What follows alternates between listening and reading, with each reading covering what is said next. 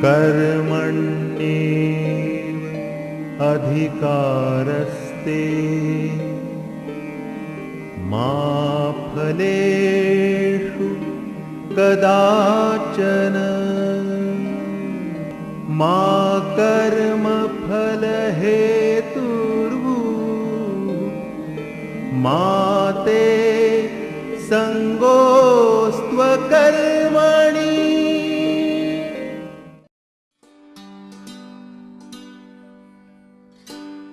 Happiness is an elusive state of mind, not to be gained by clumsy pursuit. It is given to those who do not sue for it. To be unconcerned about a desired good is probably the only way to possess it.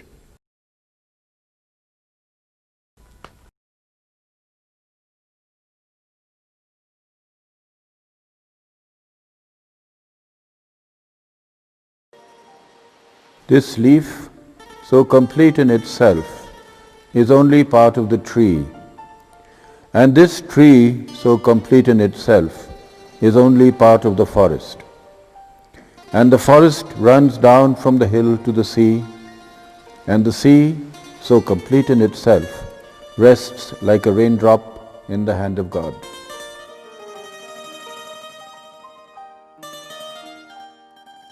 Soon after independence, when they were leaving India in hordes, one Englishman decided to make the reverse journey. After achieving success as a novelist in Britain and winning awards, he forsook that country to return to the land of his birth. It was a move that could have ended his writing career. Instead, he has become one of the most celebrated writers of India. For almost half a century now, Ruskin Bond has been writing stories, novellas, essays, poems and children's books. He has written over 500 short stories and articles, as well as anthologies of stories of ghosts, railways, humour and children. A Sahitya Academy Award and Padma Shri winner, Bond is today one of the most versatile, popular and most humble of Indian writers.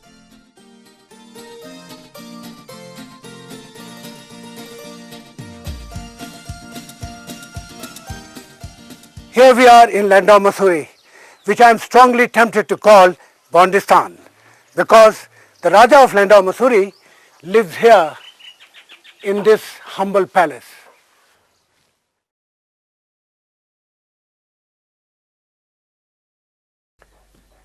Hello Ruskin, are you there? Hello. Acha, it's yeah, you, Satish. Hi, how are you? Nice to see you, and yeah. Thank you so much for coming. I know, well, it's been such a long time. Thank you for giving your time. No, thank you so much. Let's go in there. Okay, yeah. Your favorite place? Yes.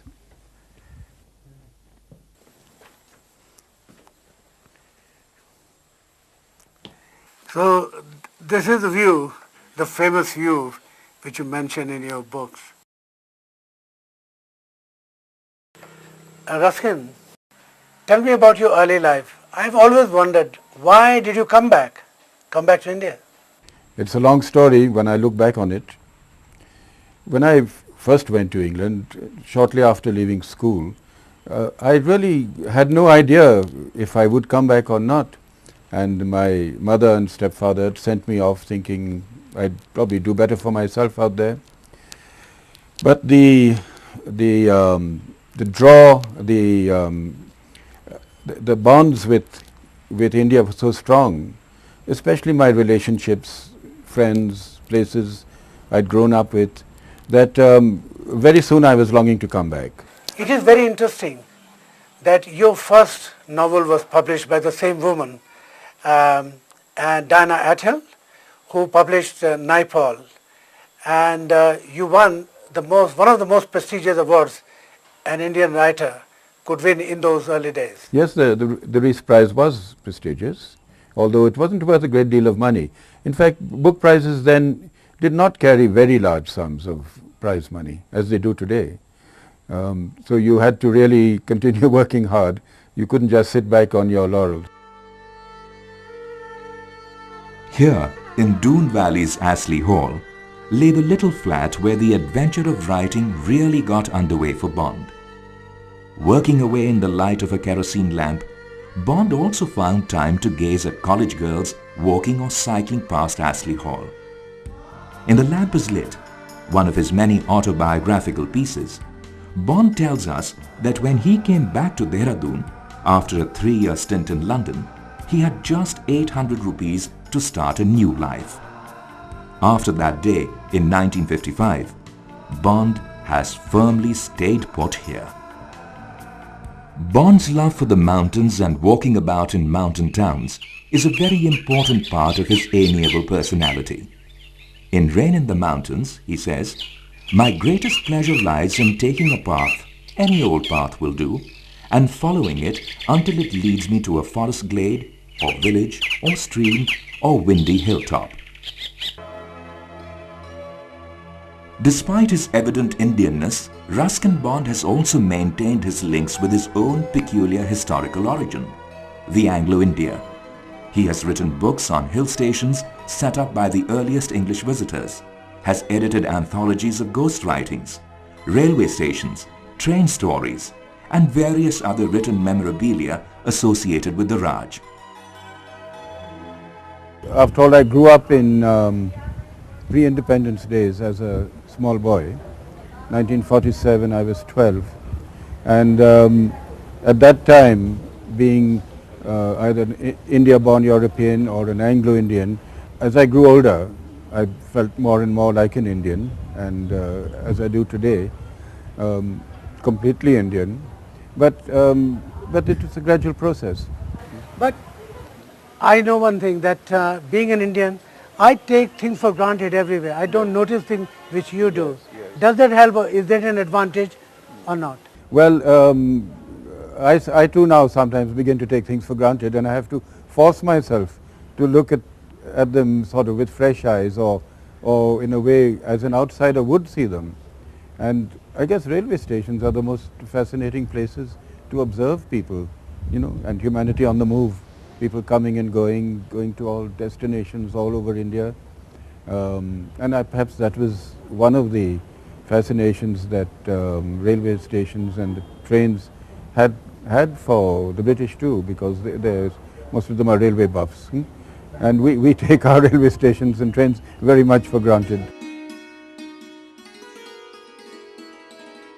The Garhwal Himalayas that Bond has so memorably recreated in each of his books has now been transformed by knee-jerk development, the displacement of people, the large-scale deforestation. How does he relate to this fast-changing life and landscape? We've got to see that they survive, instead of cutting them down and doing away with our forests. I think, you see, people are more and more aware of the importance of our forest wealth. And of trees even individually. Although there was a period, I'd say, in the 60s and 70s when it was sort of open season on trees, and there was a lot of deforestation. But now I think there's a greater, apart from laws that have been enacted, there's also a greater public awareness, I think, of the importance of environment in general. Why forests and trees are important for humans? Well, apart from the succor they give to wildlife and keep a balance in the climate, they also prevent a lot of erosion. And you can see in those areas in the mountains where there is no forest cover, how easy and how quickly it is for landslides to occur. Sometimes you hear of even whole villages being washed away. Yeah. And you'll find that happens in areas where it's just usually bare hillside and just not enough tree or forest cover to hold the earth and hold the land. You don't just need trees, you need bushes too, and all kinds of plant life, you know.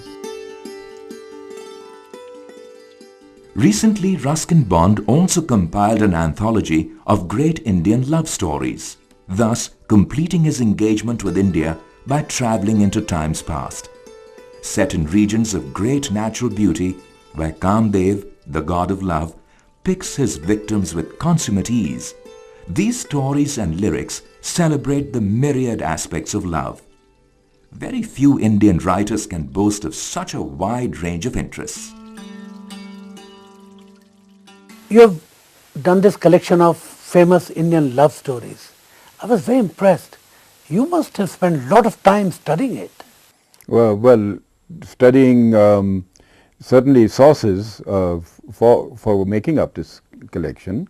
One was a collection of classical Indian love stories, and the other love stories from around the world, for which I did a certain amount of reading.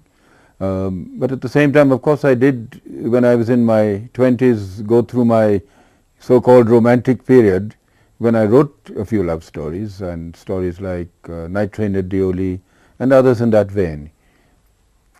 Well, I love this thing about you.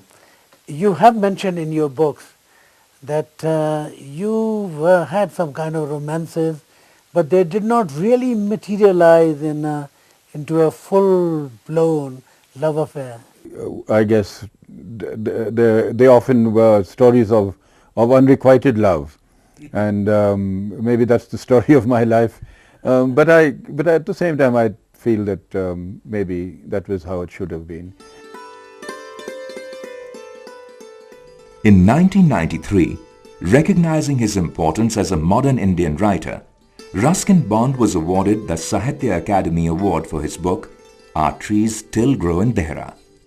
This Sahitya Academy Award must have come as a great relief, because it came at a time when things were not looking very good. That's right. It was given to me in 92 or 93, and it was a time when I was financially not very strong. So it did help, and it also perhaps brought me to the attention of publishers and the reading public. And I think it was something for which I was very appreciative.